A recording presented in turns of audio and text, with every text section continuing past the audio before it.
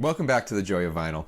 I'm Rick Coste. Today, I'm going to talk about reissues and why I can no longer buy them. At least, not until the quality control has improved. And not only with the way some are handled on the factory floor, but also some are poorly mastered. Then they're pressed on 180-gram vinyl and released as audiophile quality pressings. Now, this isn't a conversation I want to have. It's uncomfortable for me, but it's necessary. Now, I've discussed reissues in a previous episode, and my feelings still stand. I'm thrilled that new records are being pressed and that demand is up. The almost hockey stick growth of vinyl records over the past few years, well, it's a testament to the medium's longevity and its relevance. As a matter of fact, Metallica even recently purchased their own pressing plant. And Jack White he's always been a champion of vinyl, going so far as to urge the large music companies to start opening their own pressing plants again. Third Man Records releases amazing music. It's wonderful. Music lovers want to own the music they love and to hold a piece of that history in their hands. In a package, too, that includes the album art, the lyrics, the lyric sheets, and the images. Now, my favorite part of the day is when I sign off, I close my laptop, I sit back to escape into the music for an hour or two.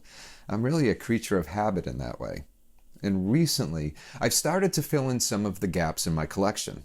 I've mentioned before that there was a few years, a couple of decades ago, where I bought CDs, and I owned a lot of them. And much of what I owned, I previously didn't have on vinyl. When I returned to vinyl many years ago, there was music I once owned on CD that I wanted to replace, and every once in a while I would do so.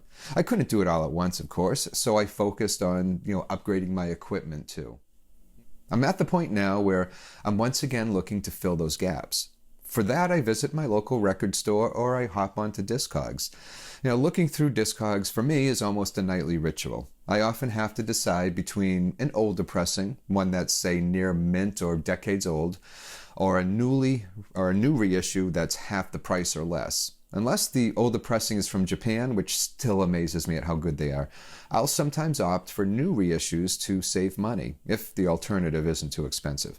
Now, early on, I noticed some problems with new reissues. Some songs on the same album that were quieter than others, and noticeably so, or vocals that were buried in the mix. Now, at times I wondered if maybe it was me. After all, not all of the songs sounded off. It could be that I just remembered them wrong. And I'll get to that in a moment. Another thing is the condition that some are in. I clean all my records before putting them on the turntable for the first time. In the past, and I mean distant past, I rarely ever encountered a sealed record that was visibly dirty. I don't really think I ever did, but maybe I did and I didn't pay as close attention to it. But today, when I buy a new sealed record, there are instances where the record is covered with paper flakes and worse, a fingerprint or two. Now that's quality control on the factory floor.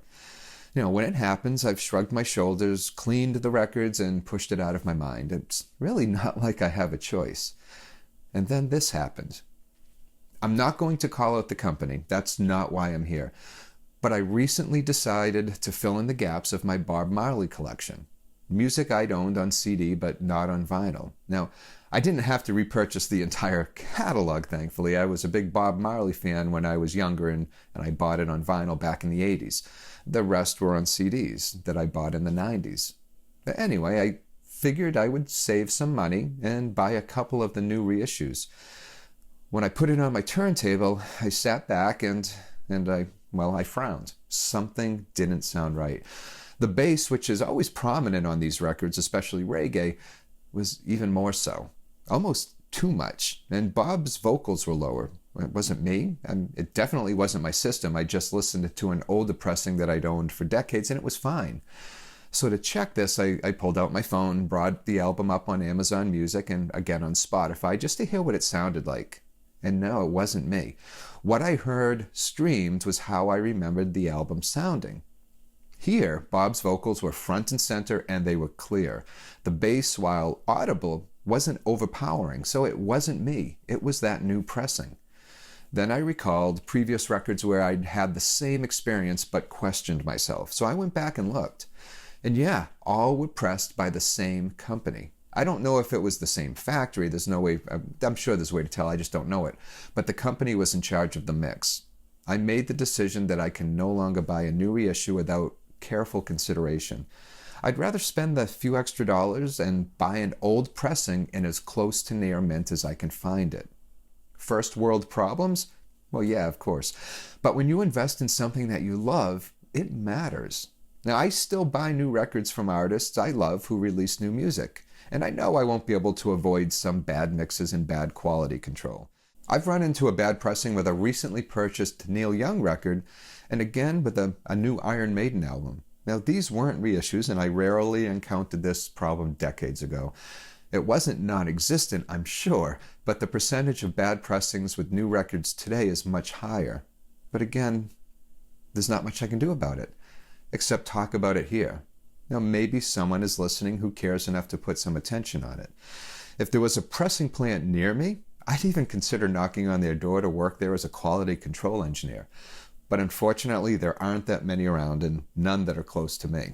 I'm just a guy who loves to listen to records, and I always will be. I'd love to hear your opinion on this. Now, if you enjoy the show, you can subscribe by clicking over here or below. And until next time, as always, please take care of yourself and enjoy your records.